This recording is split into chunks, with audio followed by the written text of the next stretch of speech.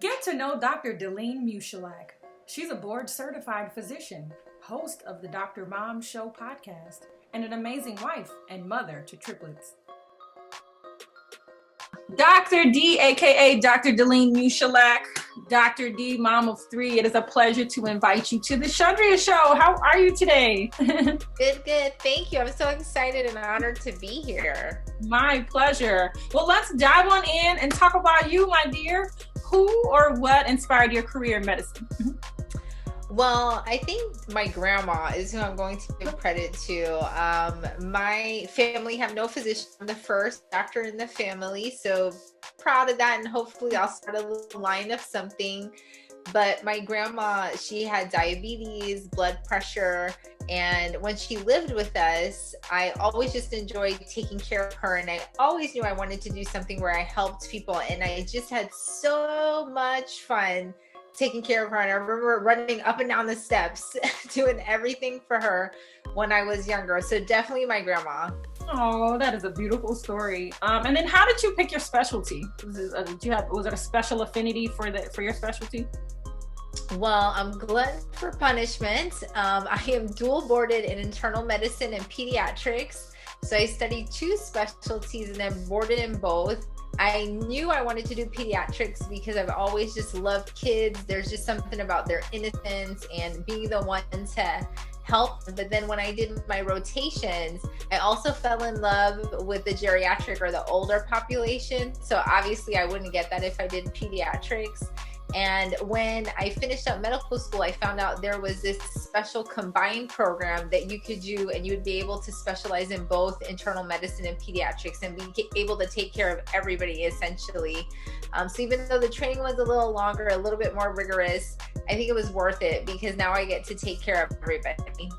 Wow, and I love that story because it's like you knew that it would be a challenge, but the mission was more important than the challenge. And I think that's exactly. It's beautiful. So tell me about your Dr. Mom podcast and what listeners can expect from the amazing Dr. D, mom of three, every time they listen. Well, the Dr. Mom Show is all about being educated about medicine. So as you know, currently there's so much information out there on websites, Google, social media. And unfortunately, I feel there's been this mistrust in the medical world. And, ultimately we do take an oath not to harm people. And I know not everybody is good. I mean, that's just a blanket statement. We know that. But in general, doctors, we're here to help you. And I feel for the show, I started because one, as a mother, I wanted to share my experience with my triplets, but then I also wanted to share my expertise as a physician. And I really use it, one, to educate people so they can have a better understanding of different disease processes, so they can have a better conversation with their doctor or their child's doctor. Because I know sometimes as physicians, we're guilty of kind of giving results and saying things, and patients just kind of nod, and they may not necessarily understand what we're saying or what diagnosis they're getting. But I feel when people really understand what's going on, they're more likely to be compliant and to say, okay, this is the reason why they want me to take this medicine, or they want me to lose weight, or they want me to see a specialist. So I feel patients become more agreeable to their care. And the second reason is really to empower, especially moms out there and women, by reminding you that you are awesome, that you are a superhero, and having guests on there who can share their expertise and their empowering stories.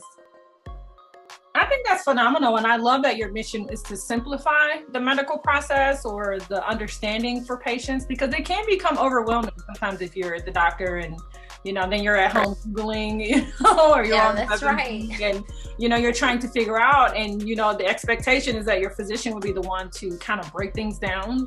We didn't go to medical school, so we don't know what you know. So I love that your podcast has that mission. And it's working out amazingly well. I'm super excited about that. What do you hope people will gain aside from, because I know, you have your sights set on building the show out. What do you hope for the podcast in the future? I really just hope for it to continue to grow, and my goal is to ultimately be the female version of Dr. Oz, bigger and better. That's right. I really find it empowering, one, to be a female physician, and also to be a South American physician, because we are underrepresented. So I feel it's so important to get out there and to encourage like my children, other people's children, that hey, like, even though I'm a physician, you only don't have to get stuck in that box of being a doctor and working in a hospital or a clinic. You can go out and utilize your expertise in something else. And the other way I just would love it to grow is I would love to have a nonprofit organization to help, get income in order to help battered women. And then I also really want to do more medical missionary services. So, and that's not free. Ultimately, stuff like that is not free. The service is free, but you need funds in order to give that care and provide medicines to areas that don't have access to medication and medical care. So ultimately, that's where I would love for it to go. I love how selfless you are. I mean, you have such a beautiful spirit when it comes to helping others. And so, to know that those are your goals, aside from being a physician, I think is really admirable. Now, you're a medical doctor, you're a wife, you're a mother of 3, but you're a woman first.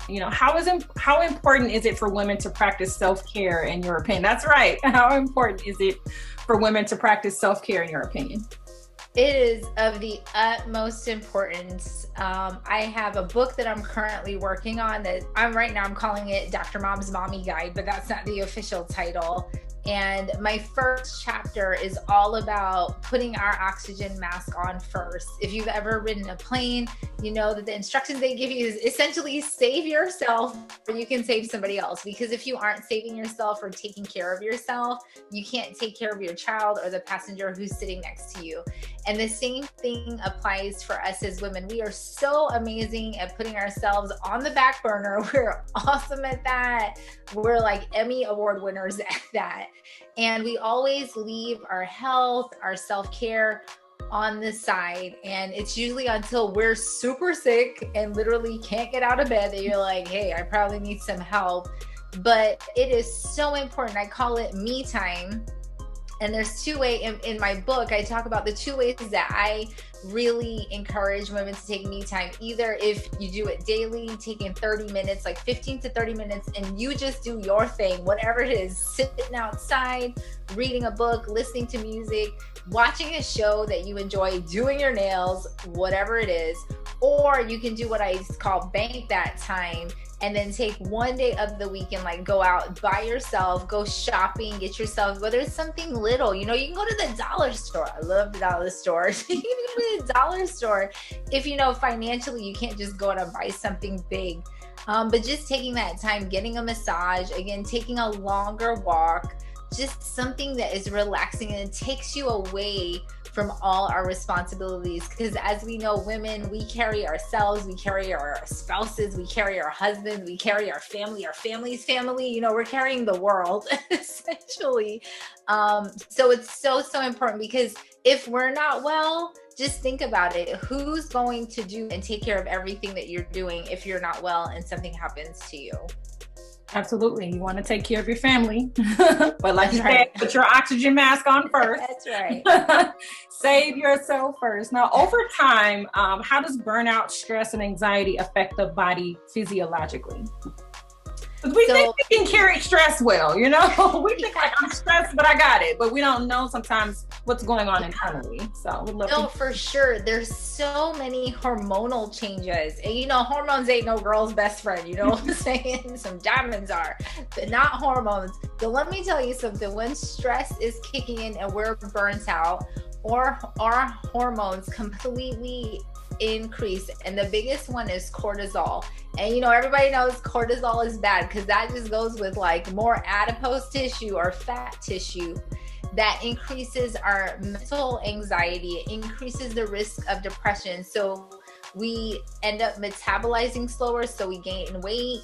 We don't process things as well. You can lose sleep. A lot of times you think you're getting enough sleep, But ladies out there, you haven't laid your head down and you're still going through everything you did today, check everything off, the things you missed, what you're going to do tomorrow, what you need to do for your husband, what you need to do for your kids. But that's just a woman's mind. And I'm not saying you can't do that. You can. It's just you need to recognize that physically it can affect you. And the biggest way are those hormones. So it affects our weight. And the other thing affects our mood. So if you ever notice when you're stressed and burnt out, usually you get very irritable and moody. So those are two really, really big ways that burnout and stress can affect us. Have to be mindful of that, have to definitely be mindful of that. To the working moms out there watching who feel like they can't handle all of the things and all of the responsibilities, what word of encouragement do you have as a physician, as a wife, as a mom who, obviously gracefully juggles all things? What word of encouragement do you have? I love that you said gracefully because I'm really like this. It's more like this. Yeah, like my feet are all in it too. Like I got my toes working in it too. One, as a physician, again, just to reiterate what we've been talking about, is taking time for yourself and making sure that you're getting checked up at your doctor, you're going to the dentist, you're getting your PAPs, you're getting your mammograms. If you're of the age to get a colonoscopy, just make sure you are taking good care of yourself, eating, drinking water. But as a mom and as a wife, just as a regular person, here we are. All of us are just regular people, no matter what. All I have to say is that make sure that you give yourself permission to not be perfect. And I've been there, I was that little girl who, if I got a 98 on my exam, I'd be like, I failed. Ask my parents. I would get so upset. And I'd be like, what did I get wrong? How did I get that wrong? I get so upset. My parents, so awesome. They're just so awesome parents. They'd always be like, no, this is awesome. That's still an A. You're okay. And I've learned with time to get over that because you know what? There's so many different forms of perfection. And I think it's great to realize that perfection comes in different forms. But again, like I mentioned, to give yourself permission to not be perfect and to fail. You may look at us and be like, oh, they're on here, they have these shows, they're juggling so gracefully, all this stuff. But let me tell you something. No, I'm a mom in the morning. I'm like, get in the car. Let's go. What are you doing? Why is your hat not on? Oh gosh, we forgot the house keys. Every day it's the same life and the same things we go through. So give yourself permission. Give yourself permission at the end of the day. I'm a believer in lists because I like giving myself credit for checking things off. I'm like that too. I may not, right, girl? I may not get through everything, but I've learned to prioritize. And if I don't get it done, tomorrow is another day. So that's something I've learned, that it's okay. And whatever you try, don't not pursue your dreams and your passions because you're so scared that you're going to fail. You know what? If it doesn't work out, that means it wasn't meant to be. But you know what? At the end of the day, you can turn around. You can tell your kids that mama tried this. It didn't work out, but this is your chance to do what you love. And I guarantee you that your kids would be built up more at the fact that you tried and fail instead of not trying at all. So I think it's so important. I think those are just so important to remember. What I love about that is that, in life, we're going to make mistakes, and so if you try to live this life, this perfect life, like I've always have it figured out, I feel like it puts a little pressure on the flip side, and inadvertently your kid thinks like they're scared to make a mistake. Yeah. I see that easily happening. Like if it's so much focus on the mistake, how will I learn from the mistake? So I like that you're like, hey, that's right. Sometimes I'm a hot mess, and then sometimes everything's fantastic, and I'm amazing either way, That's and awesome. You know what? The people who love you, I think that's what people love is that you're just a regular person, So I think it's more lovable to be real than not to be real. Relatable too. Like I can relate to that. I can relate to the list. Like, okay, I didn't get everything done today. Or I'm gonna put something on there because I did it. Like I didn't add this at the top. That's right. Just finish that, and I'm gonna leave it. I wash the dishes. Wash dishes. Wash the dishes. Like I'm a sucker for a list. I get it. So, how do you personally practice self-care? Because your life is busy, and remedy any fatigue, burnout, or stress in your life with so much responsibility. Because obviously, you're not some bionic woman that doesn't need sleep or water or food or self-care, alone time. How do you practice self-care?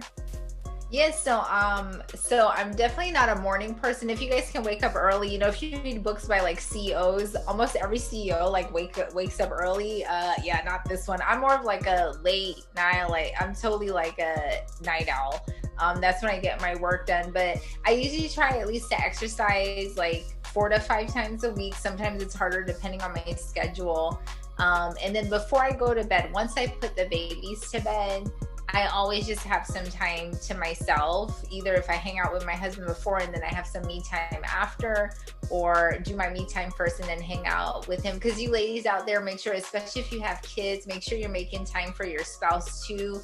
Because if you're going through something and you have a spouse who will support you, that makes it even better than having somebody who's like riding you about the things that you're not doing.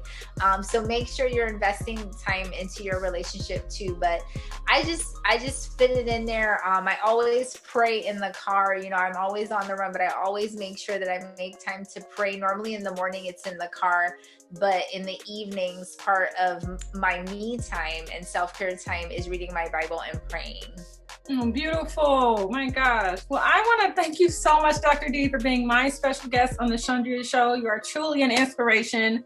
And I hope that, anybody out there watching, if your schedule is full, that you have gleaned from these amazing tips and tricks and things like that to kind of cultivate a more balanced life. If anyone is interested in checking out your Dr. Mom podcast, booking you as a speaker, she's trying to get to that Dr. Oz level, guys. Come on. Or simply following your journey, what's the best way to connect with you?